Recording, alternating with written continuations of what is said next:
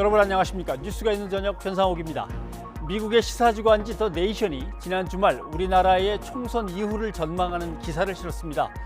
코로나 위기가 남북한 협력의 새로운 기회가 될 수 있으니까 21대 국회는 한반도 평화체제를 구축하는 데 힘써야 한다는 내용입니다. 기사를 읽으면서 김정은 위원장 사망설, 중태설 이렇게 좌충우돌했던 지난 4월이 생각났습니다. 정치권도 또 언론도 좁고 차가운 냉전 이데올로기의 틀을 넘어서 코로나 이후의 한반도를 함께 진지하게 고민해 봐야겠습니다. 뉴스가 있는 저녁 5월 4일 월요일에 준비된 내용 안기정 앵커가 소개합니다. 전해주시죠. 예, 준비된 소식 정리해드립니다. 전국민 재난지원금 지급 절차가 본격적으로 시작됐습니다. 어떻게 신청하고 어떻게 쓸 수 있는 것인지 전문가와 함께 자세히 알아보겠습니다. 코로나19 생활 방역으로의 전환에 따라 2달 넘게 중단됐던 등교 수업이 재개됩니다. 고3 수험생부터 오는 13일 우선 등교 수업을 시작합니다. 정부의 발표 내용 자세히 전해드립니다. 북한 김정은 위원장의 건강 이상설을 제기했던 통합당 태영호 당선인과 한국당 지성호 당선인이 거짓 주장이라는 논란이 커지자 사과했습니다.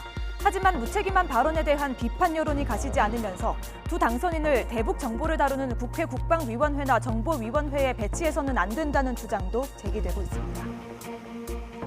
국내 최대의 인권유린 사건으로 꼽히는 이른바 부산 형제복지원 사건의 참혹한 실태가 낱낱이 드러났습니다. 강제 노역과 폭행은 물론이고 살인과 암매장까지 자행됐던 형제복지원의 실체를 피해자들의 조사를 담당했던 전문가와 함께 알아보겠습니다.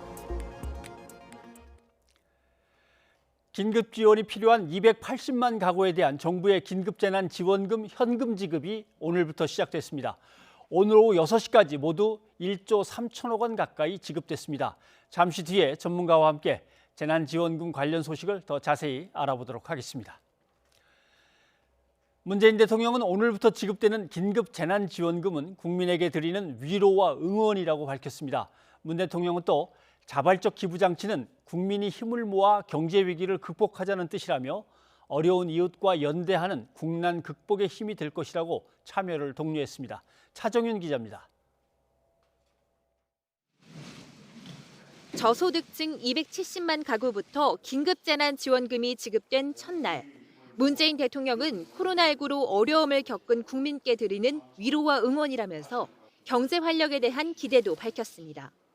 그러면서 재난지원금 전국민 지급 과정에서 만들어진 자발적 기부의 의미를 설명했습니다. 기부금이 많든 적든 어려운 이웃들과 연대하는 손길이 되고 국난 극복의 힘이 될 것이라고 언급했습니다. 기부에서 느끼는 보람과 자긍심이 보상입니다. 형편이 되는 만큼, 뜻이 있는 만큼 참여해 주시기 바랍니다.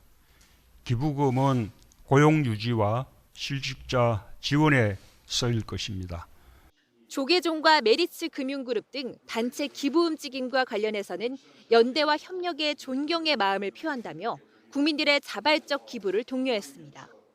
국민들이 모아준 기부금은 어려운 곳에 가장 효과적으로 쓸 수 있도록 정부가 최선을 다하겠다고 약속했습니다. 문 대통령은 그렇지만 기부를 강요해선 안 된다며 자발적인 선택이라는 점을 강조했습니다. 기부할 형편이 안 되더라도 재난지원금을 소비하는 것만으로도 위축된 예술을 살리는 데 기여하는 것입니다. 기부하지 않고 적극적 소비에 동참하는 것 역시 긴급 재난지원금 전국민 지급 취지에 부합하는 선택이라는 얘기입니다. 문 대통령이 재난지원금 기부가 자발적 선택이라는 점을 강조한 것은 야당에서 제기하는 관제기부 논란을 차단하는 의미가 있습니다. 자발적 기부 움직임 확산에도 영향을 줄 것으로 보입니다. YTN 차정훈입니다.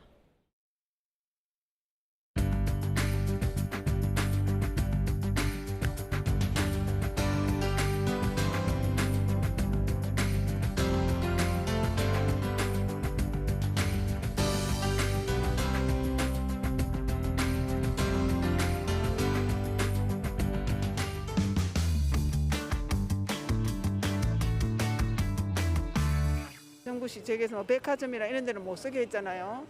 그러니까 이제 일반 그 상인들이 조금 뭔가 돈이 돌도록 활성화되도록 하는 그런 데 쓰고 싶어요. 저는 이제 디자인 일을 하는데 아무래도 일이 좀 줄었어요. 그래서 그냥 생활 자금이니까 말 그대로 생활하고 뭐 아이들 맛있는 거 해주고 그러는데 보태야 되겠죠?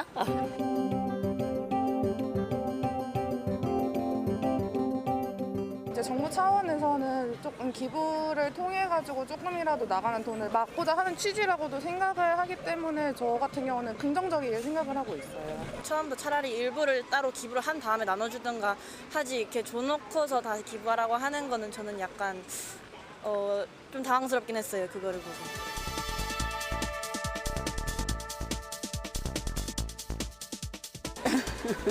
범죄자를 알 수가 없잖아. 범죄자도 취해야죠. 어떻게 국민이니까. 기본적으로는 반대인데 제도적으로 사각지대가 있어가지고 그거를 무조건 피할 수는 없을 것 같아요. 그래서 최소화하는 게 가장 중요하겠죠.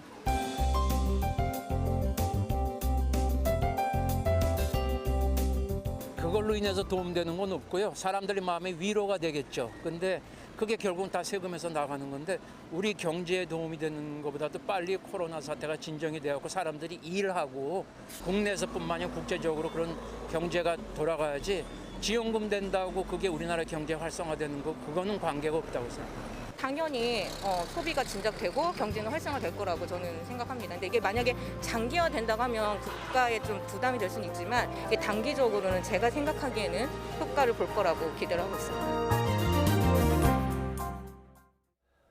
네, 보신 대로 재난지원금에 대한 시민들의 관심이 높습니다. 어떻게 신청하고 어떻게 사용할 수 있는 것인지 좀 자세히 알아보겠습니다. 건국대 경제학과의 최백은 교수 나와 계십니다. 어서 오십시오. 네, 안녕하세요. 예.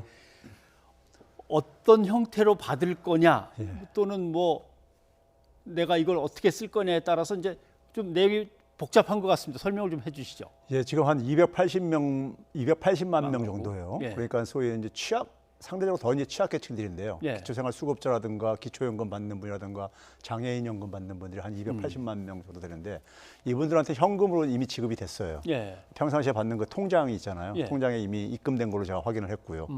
그러니까 그분들은 왜 현금이 가냐면은 그분들은 쓸 때가 예. 사실 그러니까 이게 그 지역화폐 말고도 써야 될 때 많이 있단 말이에요. 용도가. 그러다 보니까 현금으로 이제 드린 거고요.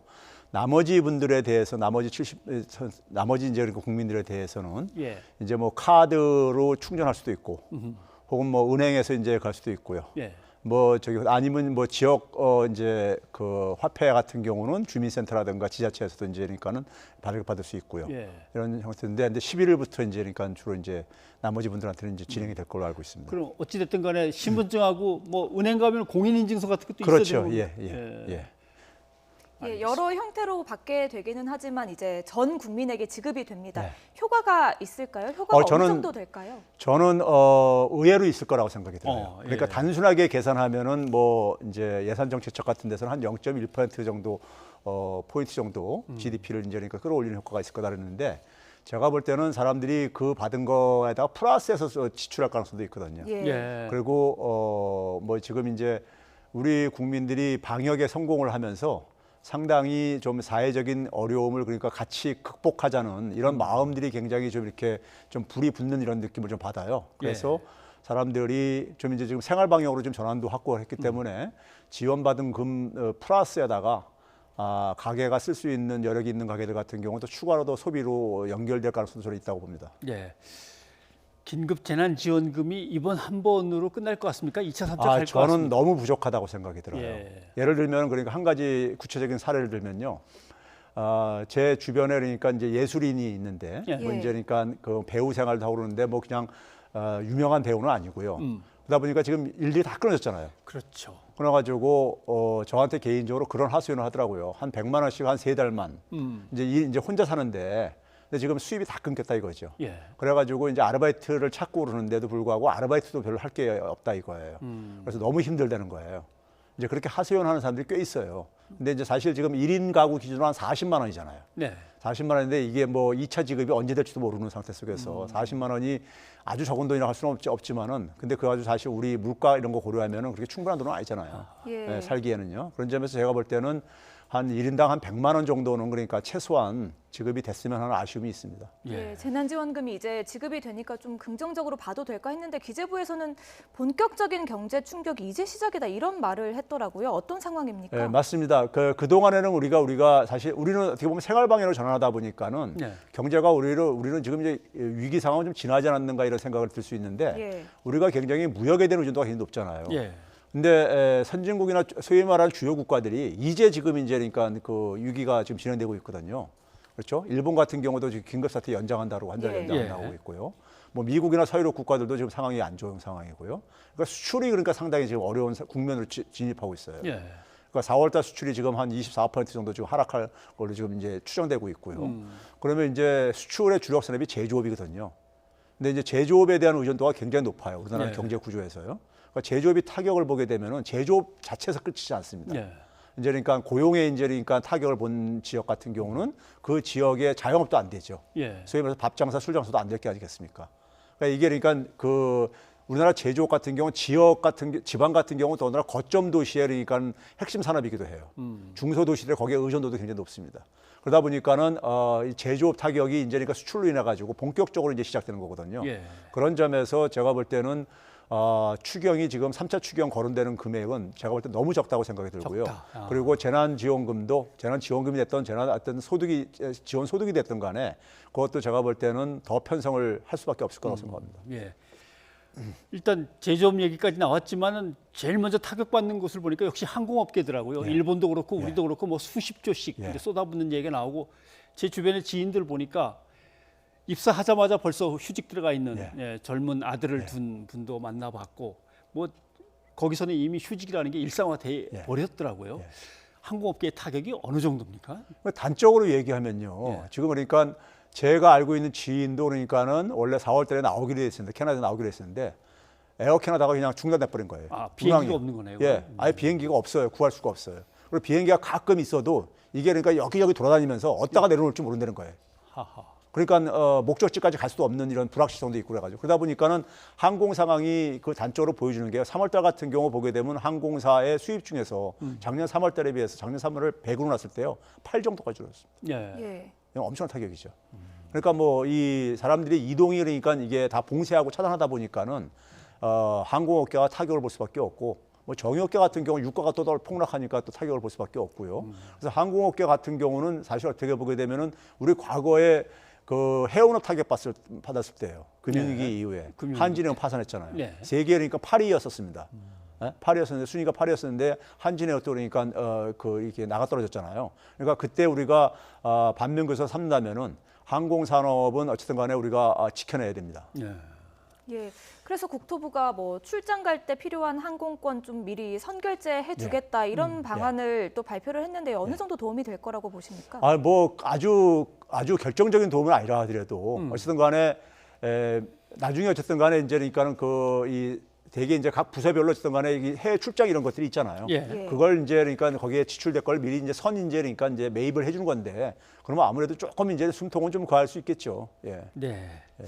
자, 그러면 이제 결국은 좋은 일자리가 가장 좋은 사회 안전망이자 예. 복지 정책이다라고 이제 대충 짐작은 하는데 이 문제를 어떻게 계속 풀어나갈 수 있는 거냐 하는데 전 국민을 상대로 한 고용보험 얘기가 나오고 있습니다. 이건 예. 어떻게 생각을 해야 됩니까? 지금 우리나라 같은 경우 고용보험이라는 것은요. 소위 예. 말해서 고용주가 있는 사람들에 대해서 일단 적용되는 겁니다. 네. 자기가 그러니까 일종의 그러니까 사회보험료 선곡이죠. 고용보험이라는 것은요. 자기가 일부를 납부를 하고 그다음에 사업주가 좀 일부 이제 해가지고 하는 사회보험인데요. 예. 사회보험인데 우리나라 같은 경우는 비임금 근로자, 흔히 말하는 자영업자죠. 예. 자영업자 비중이 굉장히 높은 나라입니다.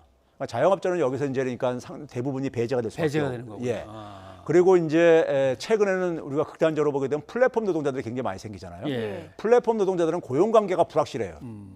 그렇잖아요. 네. 예를 들어서 그러니까는 직접 고용 관계가 아니고 그러기 때문에. 여기서 강기정 수석 얘기를 잠깐 한번 예. 들어보고 다시 넘어올까요? 예.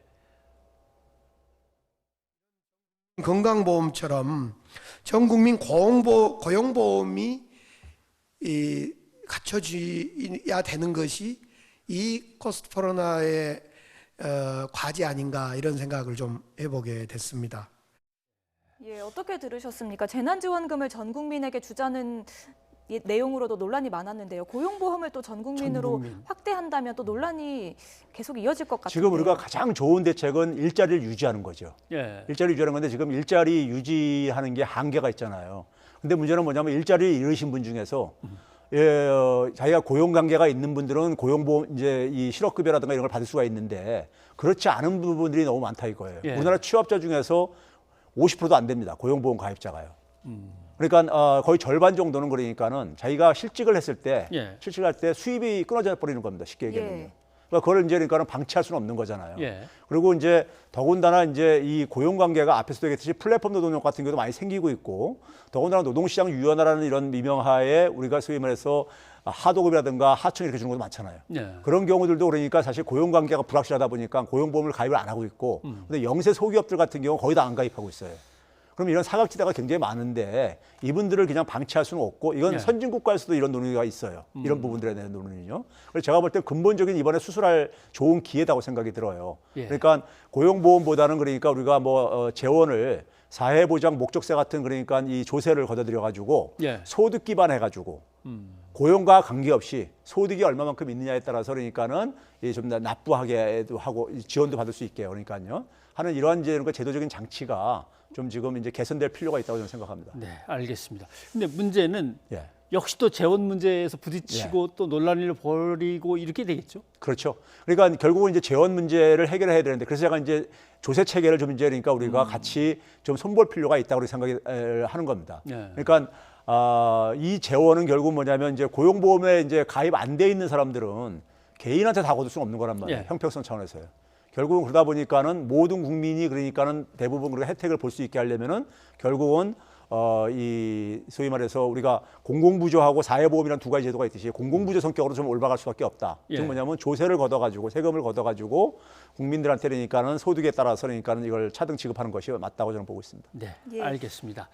자, 이제 좀 삼성 얘기를 해봐야 될 것 예. 같습니다. 예.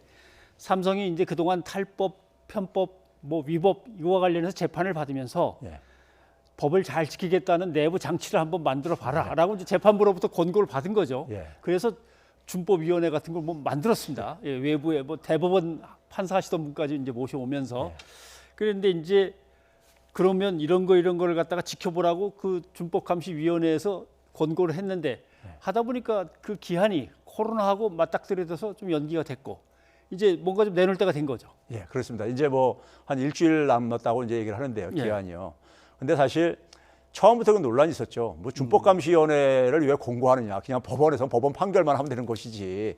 예. 법을 위반했으면 법에 대해서 판결만 하면 될 문제인데 그거를 기업에 대해서 민간 기업에 대해서 그러니까 준법감시위원회를 만들어서 거기서 안에서 그러니까 그걸 해결하라는 이런 뉘앙스를 주다 보니까 상당히 논란이 있었는데요. 어쨌든 간에 준법감시위원회에서 3가지 공고 사항을 내놨어요. 예. 그러니까 이제 경영승계와 관련해서 어떤 위법 행위에 대해서 거기에 대해서 이제 반성과 사과를 해라. 예. 이제 이런 걸 내놨고요. 또 하나는 이제 그 이 노동법규 위반. 이것도 이제 반성과 사과를 해라. 예. 그다음에 삼성하면 이제 문호조 경영으로 유명하잖아요. 그렇죠. 이것도 이제 그러니까는 사실 여기에 대해서도 폐기 선언해라. 뭐 이런 건데 저는 그 내용은 상당히 의미는 있다고 봐요. 3가지 다 내용은 의미가 있는데 예. 문제는 뭐냐면 반성과 사과라는 것은 책임도 수반되는 건데 예. 그건 법적인 책임하고는 별개 문제인 거고 저는 여기 플러스 한 가지가 더 됐으면 좋겠어요. 경영승계와 밀접하게 관련돼 있는 건데 예. 결국은 이제 그 재벌 기업들이 공익재단이라는 걸 많이 갖고 있잖아요. 재단으로 그러니까 이 그 소위 재산을 거기다 상속시켜 가지고 그리고 이제 그러니까 그걸 가지고 간접적으로 이제 그러니까 경영권을 방어하는 이런 예. 방식들이 우리가 오랜 가능처럼 되고 있는데 이 공익법인을 실질적으로 그러니까 사회에 기여할 수 있는 그러니까 재벌들의 그러니까 어떤 경영권 방어 수단이 아니라 실질적으로 그러니까 공익 실현에 그러니까 기여할 수 있는 장치를 예. 좀 추가를 좀 해줬으면 좋겠어요. 예, 그런데 이 부회장 관련 재판이 아직까지 진행이 되고 있거든요. 그렇죠. 그런데 사과를 하면 재판에는 영향이 없겠습니까? 어느 정도 답변을 내놓을 거라 보십니까? 저는 뭐 준법감시위원회에서 제시한 것을 전격 수용할 가능성이 있다고 봐요. 있다고 보는데 문제는 뭐냐면은 이제 사과가 그러니까 우리가 흔히 말해서 뭐 정상 참작이라든가 우리가 뭐 그러니까 저기 저 소년범들이 그러니까 반성문 써내면 좀 참작해가지고 하듯이 예. 그런 식으로 만약에 작용이 된다면은 또 다른 논란을 그러니까 만들어낼 수밖에 없다고 봐요. 예. 예, 알겠습니다. 뭐 예를 들면 삼성전자가 세계 최고의 기업 중에 하나인 거는 다 인정합니다. 그러나 그 총수 일가가 제가 세계 최고의 어떤 경영 가족으로서 존재하느냐, 이거는 본인들이 좀 물어보면 알겠죠. 그렇습니다. 거기에 준해야겠죠. 우리가 뭐 삼성전자가 해외에서 경영하는 것만큼은 국내에서 했으면 좋겠어요, 저는. 예, 알겠습니다. 이번 기회에 아무튼 반성하면서 책임질 건 책임지면서 더 나은 경영 기반을 마련하는 그런 계기가 됐으면 좋겠습니다. 수 교수님 고맙습니다. 네, 감사합니다.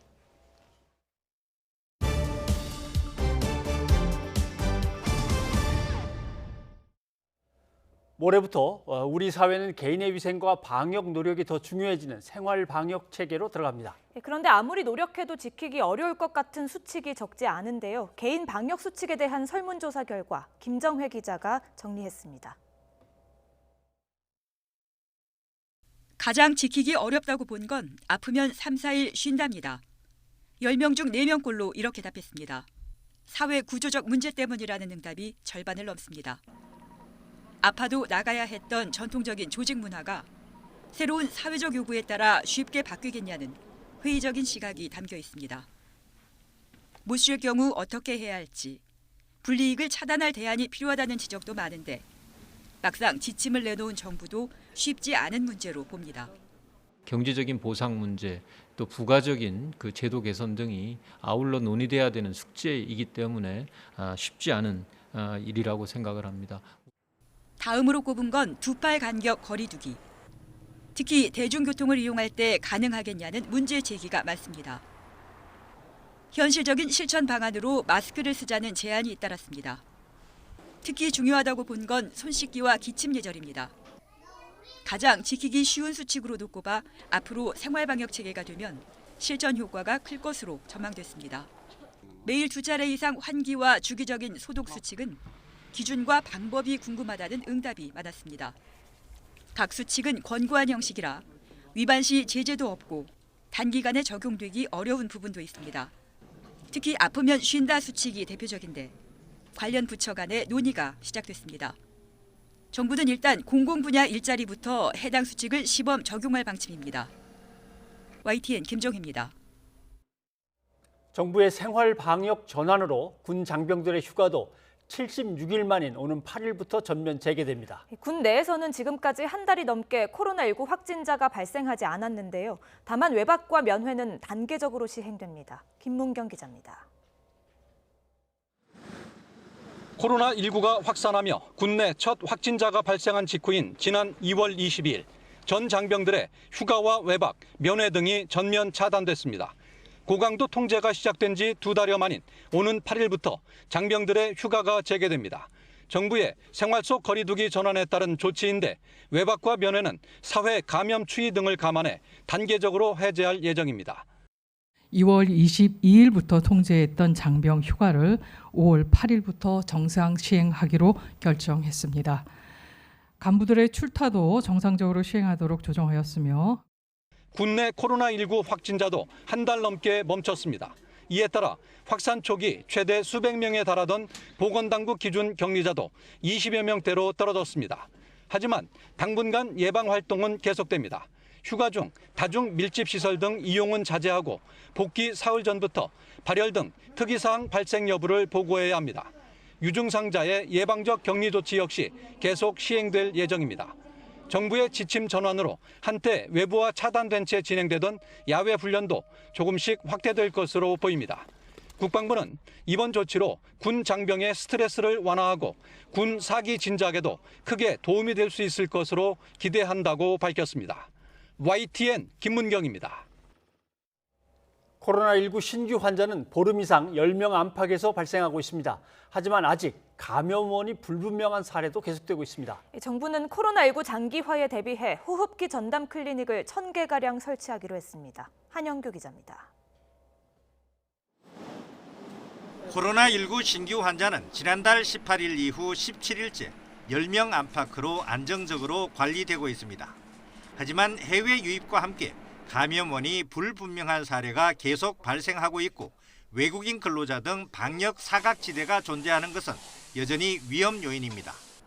방역 당국은 일상생활 속에서 방역 수칙을 철저히 지켜줄 것을 당부하면서 마스크 착용에 관한 내용을 보강했습니다. 대중교통 등 환기가 잘 되지 않는 곳에서 다른 사람과 밀접하게 접촉하는 경우, 또는 실내 다중이용시설을 이용하는 경우, 그리고 실외라고 하더라도 다른 사람과 2m 이상의 거리 두기가 어려운 경우 등의 마스크 착용을 권고하기로 하였습니다. 정부는 코로나19가 단기간에 종식되기 어려운 만큼 장기화에 대비해 호흡기 전담 클리닉을 지정해 운영하기로 했습니다. 호흡기 전담 클리닉은 초기 호흡기 발열 환자를 체계적으로 진료하기 위한 것입니다. 의료계와 정부는 코로나19의 2차 유행 발생 가능성과 가을, 겨울철 호흡기 환자 증가에 대비할 새로운 의료 이용 체계를 마련해야 한다는 데 뜻을 함께 하였습니다. 호흡기 전담 클리닉은 지자체가 공간을 제공하고 지역의 호흡기 전문 의사가 진료하는 방식과 독립된 건물의 의료기관을 지정하는 방식 등 두 가지 형태로 운영할 예정입니다.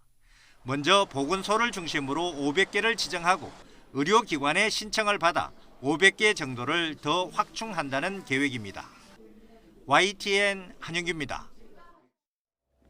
정부의 생활 방역 전환에 따라서 2달 넘게 닫혔던 학교의 문이 오는 13일부터 열립니다. 진학 준비에 바쁜 고3 수험생이 13일부터 우선 등교하고 나머지 학년은 20일부터 차례대로 등교하게 됩니다. 네, 이현아 기자와 함께 자세히 알아보겠습니다. 이 기자, 네. 먼저 교육부의 발표 내용부터 정리를 해보죠. 네, 일주일 간격으로 모두 4차례 걸쳐서요. 학년별 단계적인 등교 개학이 실시가 됩니다. 원래 전국 학생들 개학은 3월 2일이었지만요. 코로나19로 2달 반 만에 학교에 가게 되는 겁니다. 구체적으로 좀 살펴보겠습니다. 첫 번째 등교는 고등학교 3학년 학생으로 오는 13일 시작합니다. 두 번째 등교는 일주일 뒤인 오는 20일이고요. 고등학교 2학년과 중학교 3학년, 초등학교 1, 2학년과 유치원이 대상입니다. 3차 등교는 오는 27일 진행이 되고요. 고등학교 1학년과 중학교 2학년, 초등학교 3, 4학년이 대상입니다. 자, 이제 마지막 일정으로는요. 다음 달 1일인데요. 중학교 1학년과 초등학교 5, 6학년으로 계획이 됐습니다. 이는 이 4차례의 개학 연기 사태를 겪고 나서 지난달 최초 온라인 개학을 한 이후 내린 정부의 결정입니다. 예, 정부가 이렇게 결정을 한 건 아무래도 확진자가 줄었고요. 또 학부모들의 부담이 커졌다는 판단 때문이겠죠. 네, 일단 교육부가 이 같은 조사 결과를 그러니까 교육부가 보면요. 말씀드린 이런 것들은 이제 시도교육감 회의와 그리고 또 관계부처 그리고 방역당국과의 협의를 통해서 최종안을 확정했다라고 밝힌 바 있습니다.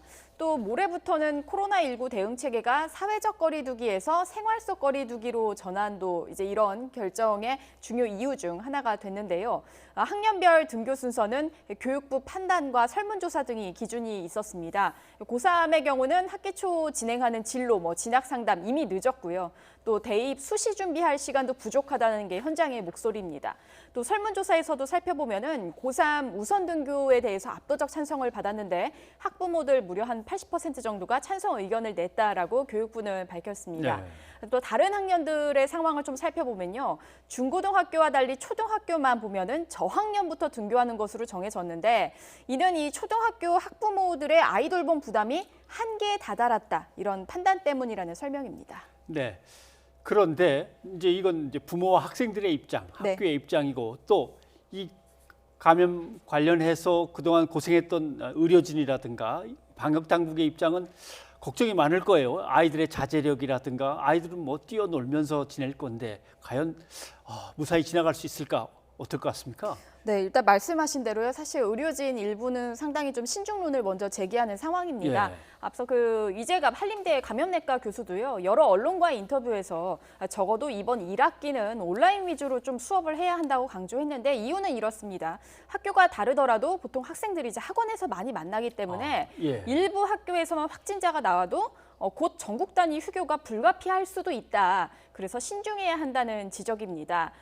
중앙방역대책본부 정은경 본부장도 역시요. 개학 이후 학교 집단 발병 가능성이 높진 않지만 만약을 대비해서 이 대책을 준비 중이다라고 밝혔는데요. 직접 들어보시겠습니다. 방역 당국과 또 교육 당국이 계속 지침이나 발생했을 때 예상되는 시나리오와 또 조치에 대한 부분들을 계속 협의를 진행하고 있습니다. 네, 또 정세균 국무총리 역시 학교 방역을 최우선 순위에 두고 그 위험 신호가 발생하면 언제든 거리두기 강도를 조정할 것이다라고 강조를 했습니다. 이어서요, 모레부터는 생활 방역으로 전환을 하지만 코로나19와의 전쟁은 끝나지 않았음을 분명히 밝혔는데요. 다만 코로나19와 같이 생활하는 그 일상을 만들 과제가 있어서 전환 결정을 내렸음을 설명했습니다. 관련해서도 이야기 직접 들어보시겠습니다. 방역과 일상이 조화를 이루기 시작하는 것입니다. 지금은 방역에서 긴장의 끈을 놓지 않으면서도 경제 활성화에 역량을 집중해야 할 시기입니다.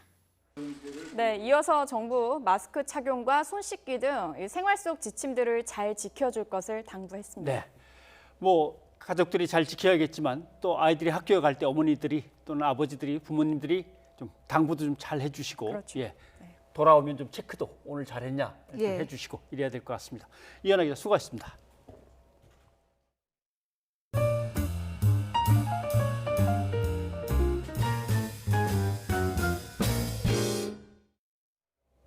어제 북한군 총탄이 DMZ 내 우리 측 감시초소 GP를 마친 것과 관련해 유엔군 사령부의 군사정전위원회가 우리 측 GP의 특별조사팀을 파견했습니다. 예, 유엔사는 해당 GP를 찾아 북측의 총탄에 맞을 당시의 정황과 한국군의 대응 사격 현황, 그리고 정전협정 위반 여부 등에 대해 조사를 벌였다고 군 관계자는 전했습니다.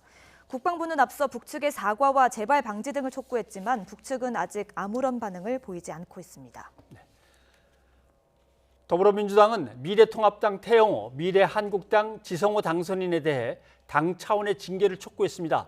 또 두 당선인은 기밀을 다투는 상임위에서는 배제하라고 요구했습니다. 예, 두 당선인은 결국 앞으로 언행에 신중하겠다며 고개를 숙였습니다. 다만 통합당과 한국당은 개인의 의견이라고 선을 그으며 상임위에서 배제하라는 요구에 발끈했습니다. 한현희 기자입니다. 미래통합당은 징계 절차 등 분명한 태도를 취해야 할 것입니다. 구태한 허언을 답습하다가는 대한민국 국민들에게 양치기 소년으로. 더불어민주당은 김정은 북한 국무위원장의 신변 이상설을 주장한 태영호, 지성호 당선인을 향해 비난을 쏟아냈습니다. 특히 민주당 지도부는 두 당선인의 사과뿐만 아니라 당 차원의 징계도 반드시 필요하다고 촉구했습니다. 지난 수일간 북한 김정은 위원장에 대한 일부의 경솔한 발언과 일부 언론의 대응은 참으로 개탄스러운 수준입니다. 앞으로 이런 일에 대해서도 당이 적극적으로 대응을 하도록 하겠습니다. 더 나아가 21대 국회에서 두 당선인의 역할을 제한해야 한다는 요구도 나왔습니다. 김부겸 의원은 태영호, 지성호 당선인은 남북 간의 기밀을 다루는 정보위원회와 국방위원회에는 절대 들어가서는 안 된다고 강조했습니다.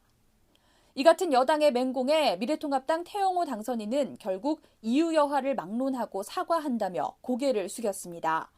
당초 김 위원장의 건강에 대한 의문이 완전히 해소된 것은 아니라며 여지를 남겼지만 쏟아지는 비판에 입장을 바꾼 겁니다. 미래한국당 지성호 당선인도 자리의 무게를 깊이 느꼈다고 사과하며 앞으로 신중하게 처신하겠다고 자세를 낮췄습니다. 하지만 두 당은 모두 당선인들의 개인적 견해였다고 선을 그었습니다. 오히려 상임위 배제 요구에 통합당은 새 원내 지도부가 정할 일이라며 다른 당의 개별 의원이 이야기할 문제가 아니라고 반발했습니다.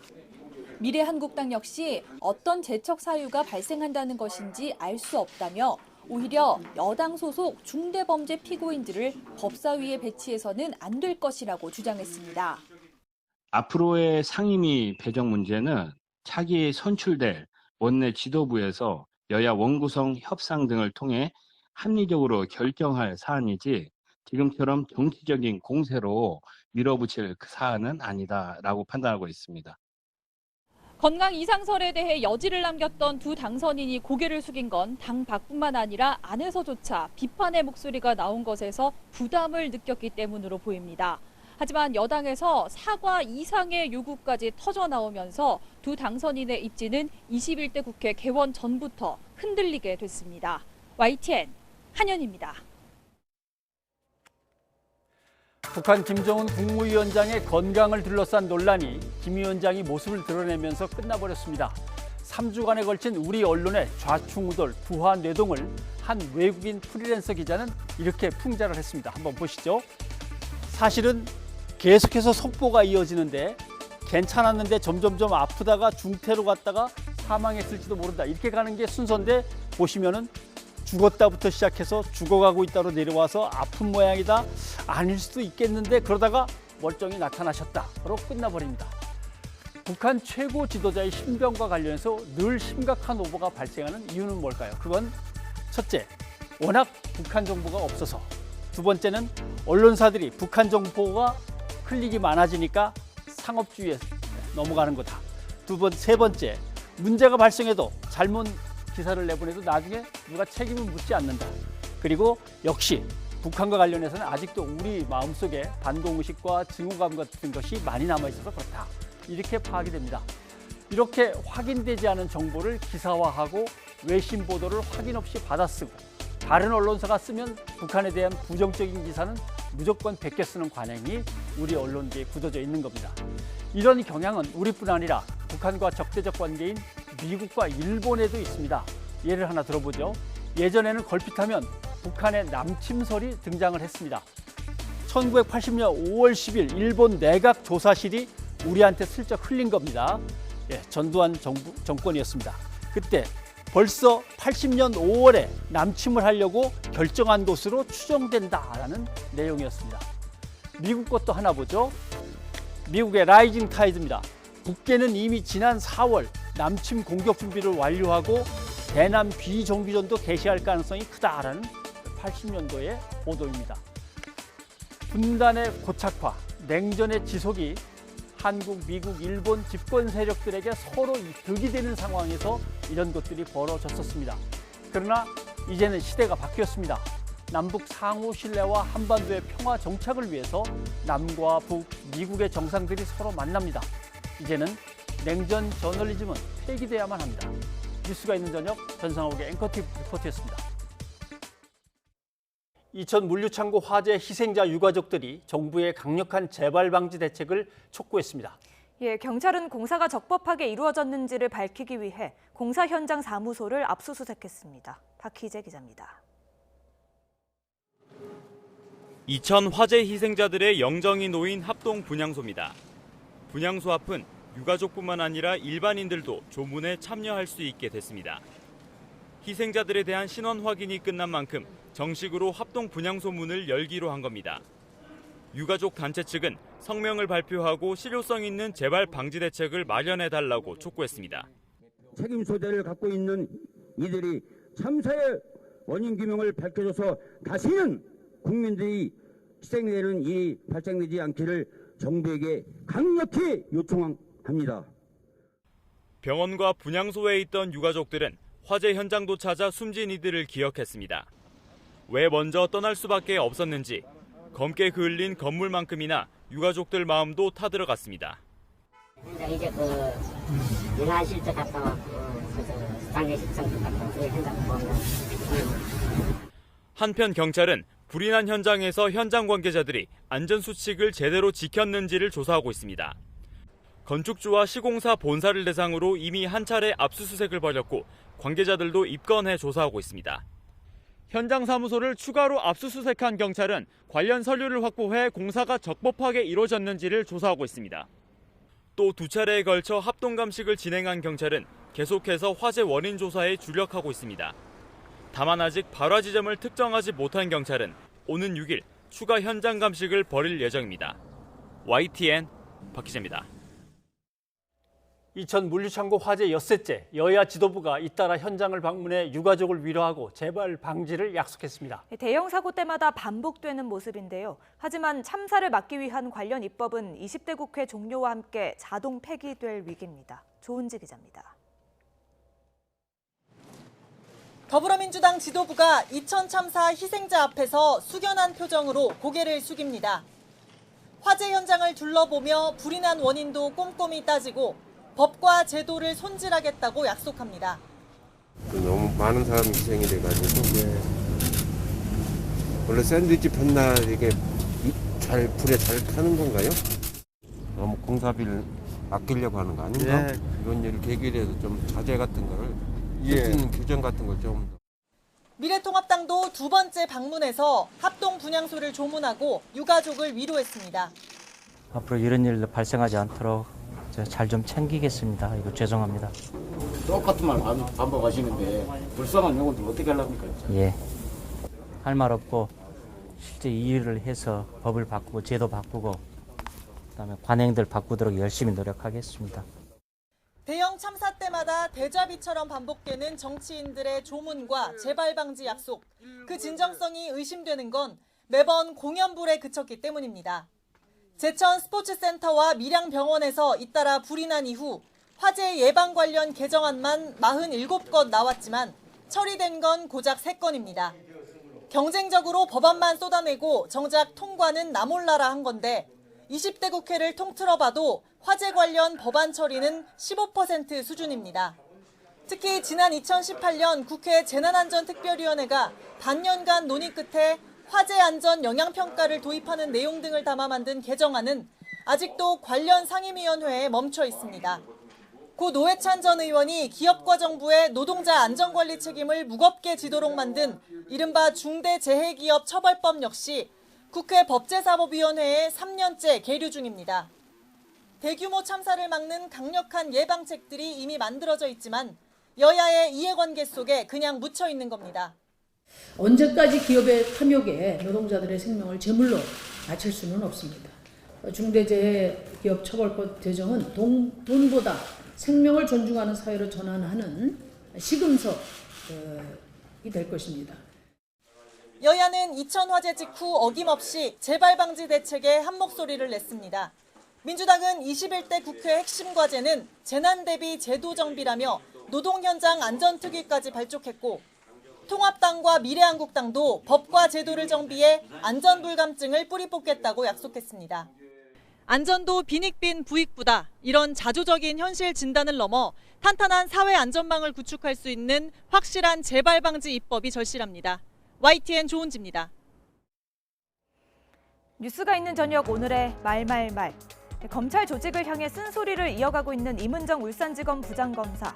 고위공직자범죄수사처 이른바 공수처가 출범하게 되면 검찰은 그물만 내리면 잡히는 황금어장이라고 꼬집었는데요. 들어볼까요? 수사의 성역은 검찰이에요. 정말 많은 검사들이 전 현직 검사들이 구속되는 수사를 받을 가능성이 좀 높다고 보고 지금까지 수사의 성역이었던 검찰을 수사한다면 여기는 황금어장이다. 그물만 내리면 범죄자들이 걸려올 것이라고 저는 좀 생각이 들어서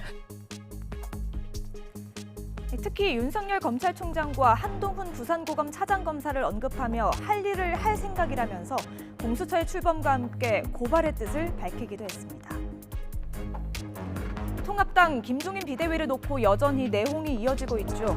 김종인 비대위를 주장하고 있는 심재철 원내대표는 우리끼리 할 수 있다는 자강론은 택도 없는 소리라고 지적했습니다. 그러면서 당 내에는 대선 후보를 할 만한 인물도 없다고 비판했는데요. 김세연과 홍정욱, 4호선 중진 의원 모두 아니라고 했는데 그럼 누군가요? 이처럼 혼란에 빠진 통합당의 상황에 대해 안철수 국민의당 대표 합동 총선 평가회를 열자고 제안했습니다. 갑작스러운 러브콜, 사실상의 통합 제안이냐는 질문이 이어지자 국민의당 측은 지나친 확대 해석이라며 일단 선을 그었습니다.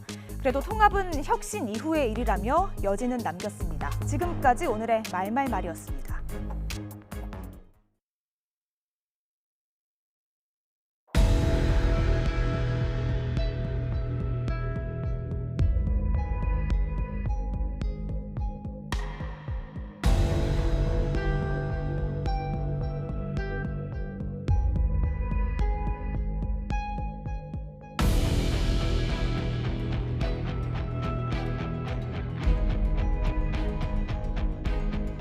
경비원들에게 몽둥이로 얻어맞는 장면을 많이 목격했다 그러더라고요. 그래서 이것은 범죄 행위다라고 이제 단정을 했죠. 실제로 눈으로 보고서 굉장히 경악을 했습니다.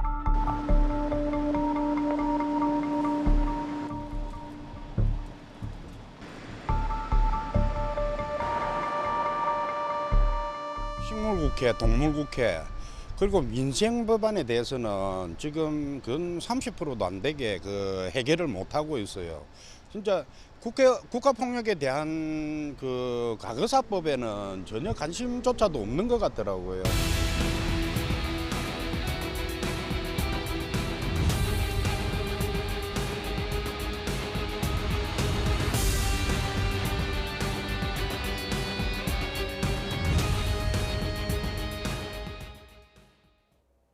국내 최대의 인권유린 사건으로 꼽히는 이른바 부산 형제복지원 사건의 첫 번째 공식 조사 결과가 지난주에 나왔습니다.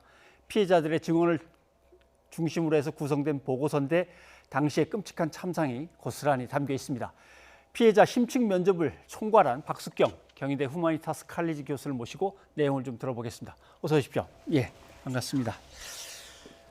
영상에서 잠깐 봤습니다만은 오랫동안 벌어진 인권 유린이어서 영상에 다 담기는 불가능한 것이고요.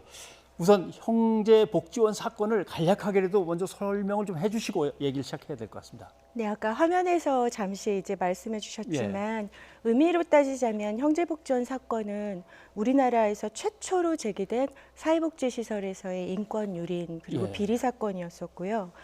사건 개요는 이제 간략히 말씀드리자면 보통 1975년도로부터 형제복지원이 운영됐다고 알려져 있는데 사실 저희 이번 조사 결과 더 많이 밝혀진 것은 1960년에 부산의 형제육아원이라고 하는 100여 명 남짓한 남자 아이들을 수용했던 미신고 시설에서 출발해서 1987년도에 이 사건이 알려질 당시에 한 3,000명, 많게는 한때 4,000명도 넘게 수용되었던 거대한 이제 괴물처럼 자라난 시설이었고요.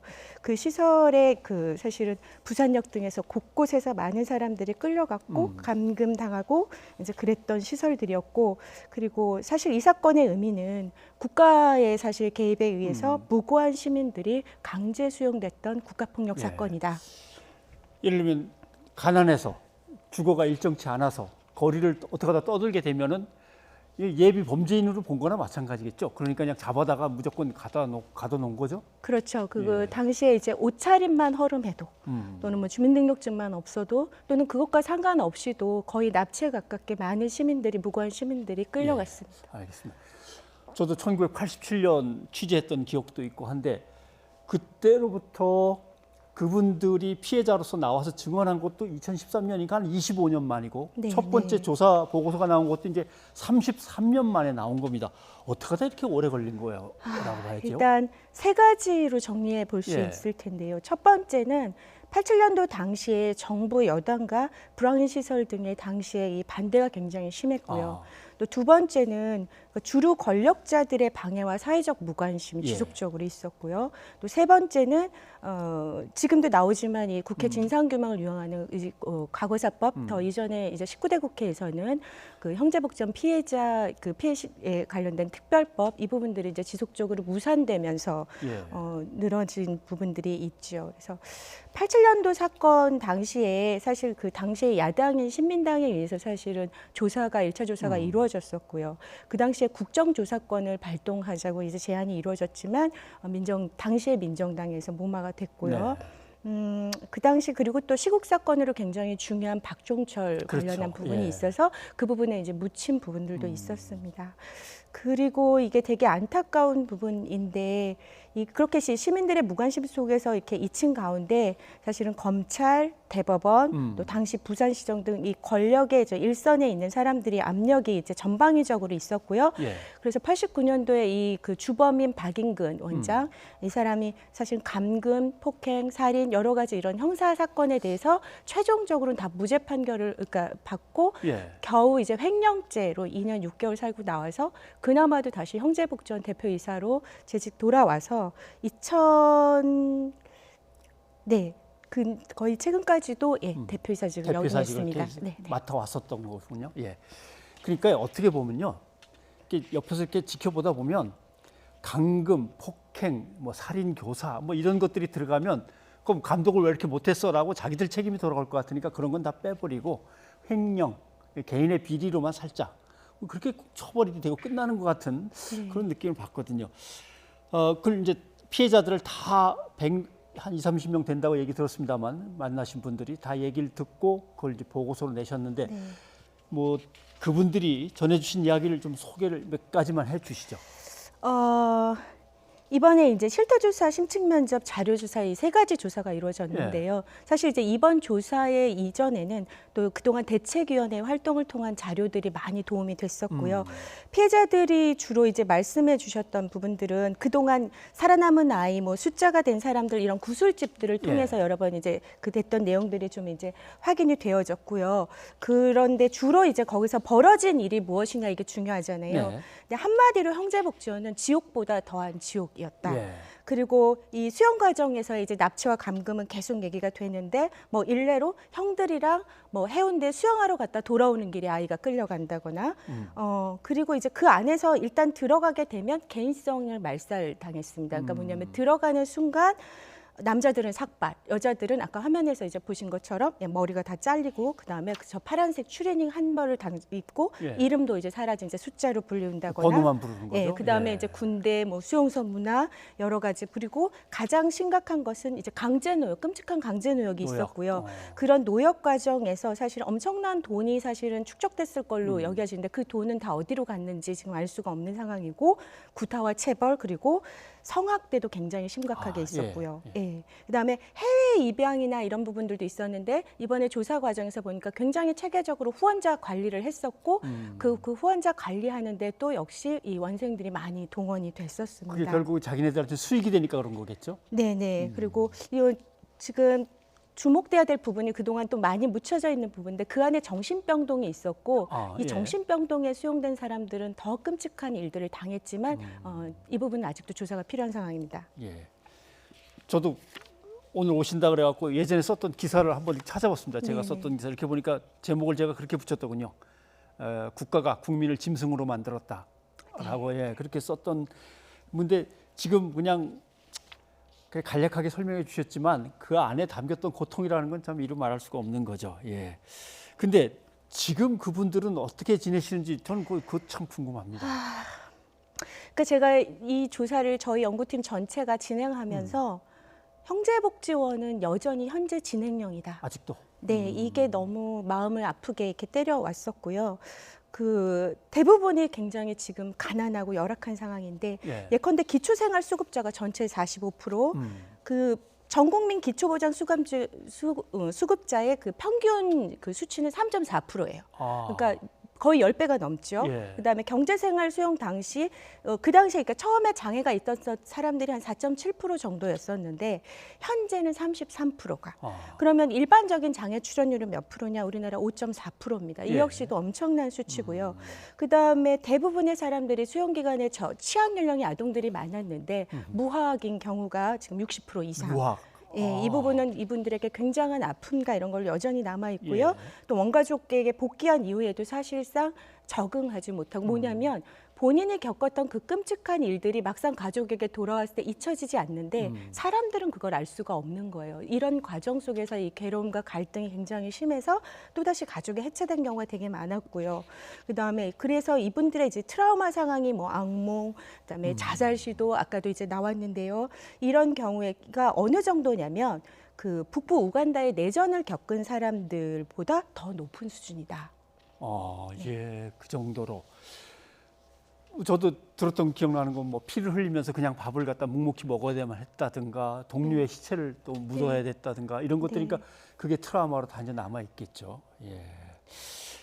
제일 기억에 남는 사례는 어떤 것이었는지 하나 소개해 주실 수 있나요? 제가 아까 겪은 일에 대해서도 말씀드렸어야 될 부분인데 이번 상황에서 저희가 주목해야 될 부분이 너무나 많은 분들이 그 안에서 사망이 아니고 사실상 살해당했다. 네, 구타, 방임 여러 상황에 의해서 또 영아들 같은 경우도 많이 이제 그 사망이 이루어졌고요. 근데 이게 형제복지원이 굉장히 무서운 게 무서운 수용소의 그 전형적인 문화들이 그 안에서 아주 체계적으로 작동되고 있었고 그게 뭐냐면 그 박인근이라고 하는 사람이 일가족 외에 불과 10명도 안 되는 직원이 있었는데 전체 수용자들에 의해서 서로가 감시하고 서로가 할 수 있는 그런 문화가 됐다는 거에서 그 안에서 사실 굉장히 많은 사람들이 안매장을 당했는데 제가 만난 분은 거기서 살아남기 위해서 잘 보여서 결국은 소대장까지 올라간 이번 조사에서 유일한 소대장 출신인데 이분의 인터뷰를 할 때 그분이 본인이 이제 겪었던 그 일들이 잊혀지지 않고 그리고 그것을 어떻게든지 탈출 이후에는 알려주기 위해서 부산시청도 가고 언론사도 찾아가고 했지만 계속 묵살당하고 묵인당하고 그 아픔이 여전히 그대로 살아남아 있었던 모습이 가장 기억에 납니다. 자, 그러면 아직도 진행 중인 거나 마찬가지라고 하셨는데 남아있는 과제들은 어떤 것들입니까? 우선은 지금 사망자 유해 발굴, 사례에 관련된 이 조사가 철저하게 이루어져야 되고요. 이거는 이제 그분이 정말 당부하신 부분이고 실제로 그 형제복전이 있었던 그 장소에서 아파트가 들어섰는데 그 아파트 그 건설 당시에 사실 그 수십 구의 유해가 나왔었지만 그것도 이제 지금 묻힌 상황이라 진상 조사가 너무나 필요하고요. 그다음에 정신병원이나 시설로 재수용된 사람들의 실태 파악도 이번에 저희가 충분히 할 수가 없었는데 개인정보나 이런 것 그래서 국가에서 지금 확인해야 되고 이분들 대부분은 사실은 저희가 주목해야 될 게 형제복전 사건 이후에 사건이 끝난 게 아니고 그중에 상당수의 사람들은 다른 시설로 전원돼서 수십 년째 지금 시설에 계시다는 거고요. 그다음에 성감화 그러니까 다른 시설들에서 벌어진 이런 구타 이런 것들이 유사한 상황에서 되게 많이 지금 그 구술이 이루어졌는데요. 이런 부분들에 관한 국가 차원의 진상 조사 개입 그리고 무엇보다 지금 국회 이제 계류 중인 가구사법이 통과가 돼야 되겠죠. 네. 근데 참 아이러니한 게 이름은 형제 복지원, 불황자 보호법 뭐 이런 식으로 되어 있는데 거기서 이렇게 끔찍한 인권 유린이 벌어졌다는 건 참 가슴 아픈 일입니다. 박 교수님 오늘 말씀 고맙습니다. 네.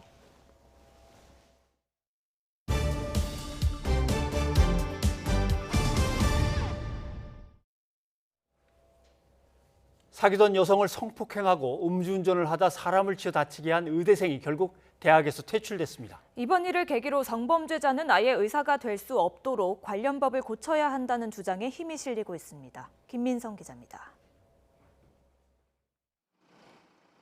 전북대 의과대학에 재학 중인 A씨. 지난 2018년 9월 전북 전주의 한 원룸에서 여자친구를 성폭행한 혐의로 재판에 넘겨졌습니다. 범행 과정에서 자신에게 저항하는 여자친구의 얼굴을 때리고 목을 조른 것으로 조사됐습니다. 지난해 5월에는 술에 취해 운전대를 잡았다가 신호 대기 중이던 차를 들이받아 2명을 다치게 하기도 했습니다.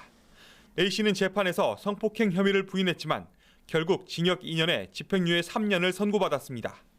이에 지역 여성계와 시민사회단체가 나서 A씨를 출교하라고 대학에 촉구했습니다.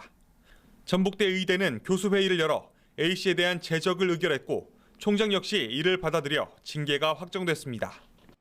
의대 교수들도 이 사안에 대해서 엄중히 이렇게 바라보고 있었던 것 같고요. 또 결코 일어나서는 안 된 일이라고 이렇게 판단했기 때문에 제적기로 의결했고 또 대학 본부도 이 사안에 대해서 학칙과 절차에 따라서 신속하게 제적 처분을 내린 것으로. 이 징계로 A씨는 당장 의사 국가시험을 치를 수 없게 됐습니다. 하지만 성범죄 사실을 숨기고 다른 대학 의대에 재입학해 의사가 될 가능성은 열려 있습니다. 지난 2011년 성범죄로 퇴학당했던 서울 모 대학 의대생이 수능을 치러 다른 대학 의대에 들어가 의사 면허를 취득한 사례가 있습니다. 이 때문에 성범죄를 저지른 사람은 의사가 될 수 없도록 의료법을 개정해야 한다는 목소리가 커지고 있습니다. YTN 김민성입니다. 강원도 고성에선 1년 만에 또 대형 산불이 나서 축구장 120개 면적에 산림이 탔습니다. 해마다 반복되는 산불 피해를 줄이기 위해 대책 마련이 시급합니다. 송세혁 기자입니다. 주택 화목 보일러에서 난 불이 인근 산으로 옮겨 붙은 고성 산불. 피해 마을에서 가장 가까운 소방서는 20여 킬로미터, 차로 20분 넘게 걸립니다. 상간 마을은 대부분 사정이 비슷합니다. 그만큼 화재를 빨리 발견하는 게 중요하지만 여전히 화재 경보기조차 설치하지 않은 주택이 많습니다. 주택용 단독 경보용 감지기나 소화기 같이 주택 소방시설을 설치하는 것이 필요하다고 생각됩니다. 초기 진화의 핵심 시설로 꼽히는 마을 소화전도 턱없이 부족합니다. 이번 피해 마을 역시 소화전이 단 한 곳도 없었습니다. 마을 상수도를 쓰기 때문에 수압이 낮아서 소화전을 설치할 수가 없습니다. 그래서 앞으로 통합 상수도가 공급이 되면 산불 피해를 줄이기 위해선 주택은 숲과 10m 이상 떨어져 지어야 합니다. 실제로 지난 2017년 강릉 삼척 산불과 2018년 고성 산불에서 피해 주택 10곳 중 9곳은 숲과 거리가 5m 이내였습니다. 콘크리트와 벽돌 등 불에 잘 타지 않는 건축 자재를 쓰고 나무 속가내기를 통해 숲의 밀도를 줄이는 것도 필요합니다. 나무나 이런 것들이 적어지면 열 에너지가 적어서 주변의 집들을 태울 수가 없죠. 무엇보다 중요한 건 산불이 나지 않도록 조심하는 겁니다. 최근 10년간 산불 원인을 보면 입산자 실화가 가장 많고 논밭두렁이나 쓰레기 태우기, 건축물 화재 등이 뒤를 이었습니다. YTN 송세혁입니다. 인도에서 급성 백혈병에 걸렸지만 코로나19로 하늘길이 막혀서 귀국이 어려웠던 한국인 어린이가 정부와 교민사회 도움으로 내일 우리나라에 도착해 치료를 받을 수 있게 됐습니다. 일본에 특별기로 올 계획인데요. 딱한 사정을 들은 일본 측은 지원을 아끼지 않았다고 합니다. 신현준 기자입니다. 지난달 28일 네 번째 특별기로 귀국을 원하는 인도 교민 대부분이 한국으로 돌아간 지 사흘째. 고열로 인도 뉴델리 근처 병원에 입원한 5살 한국인 어린이가 급성 백혈병 판정을 받았습니다. 치료받기 위해 한국에 가고 싶지만 코로나19로 갈 수 없게 되자 없던 임시 항공편을 만들기 위해 교민들이 나섭니다. 일정을 앞당겨 최소한 15일에는 비행기가 뜰 수 있도록 귀국 탑승자를 모으고 한 교민은 청와대 홈페이지에 아이의 사연을 올렸습니다. 최대한 빨리 가야 됨에도 불구하고 그 방편이 안 나왔기 때문에 일부 교민 중에 한 분은 또 너무 안타까워가지고 청와대에 청원을 올렸네요. 대사관도 나섰습니다. 더 빨리 출발하는 다른 나라 항공편을 알아봤고 사연이 알려진 지 이틀 만에 일본 전세기에 자리를 구했습니다.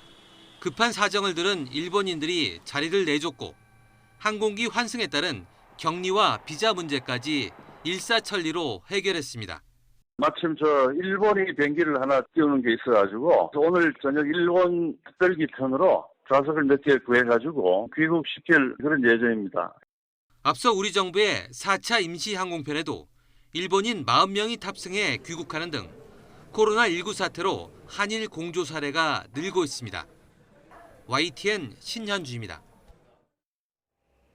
시청자 여러분의 의견 소개해드립니다. 네, 이천 화재와 관련해서 2813님, 지금같이 건조한 날씨에 공사 현장 근로자분들은 불조심하시기를 당부드립니다. 네, 또 들이나 산에 가시는 분들도 담뱃불 조심하셔야 됩니다. 예, 그리고 북한 김정은 위원장과 관련한 가짜 뉴스가 많았는데요. 2369님이 의견 주셨습니다. 무슨 일이든지 제대로 된 확실한 정보만을 입에 담아야 합니다. 미확인 낭설은 안 됩니다. 하셨습니다. 네, 형제복지원 사건 전해드렸는데 9330님, 피해자들의 눈물을 닦는 길은 진실을 밝히고 사죄를 받는 건데 아직도 진행형인 게 안타깝습니다 해주셨고요. 예, 이어서 2369님, 과거 정부의 폭력으로 고초를 겪었거나 유명을 달리하신 분들의 배상이 제대로 이루어져야 합니다 하셨습니다. 네, 여러분의 의견 소개해드렸고요. 오늘은 안테나 소속 가수들이 함께 부른 Everything is OK 들려드리고 마치도록 하겠습니다. 코로나19 사태에 위로를 건네는 노래라고 합니다. 네, 이제 생활 방역, 생활 속 거리 두기로 들어갑니다. 가장 중요한 건 우리 각자의 실천입니다. 또 우리 모두 조금 불편해도 조금만 더 노력하기로 하죠. 그럼 저희는 내일 하루 쉬고 모레 찾아뵙도록 하겠습니다. 여러분 고맙습니다.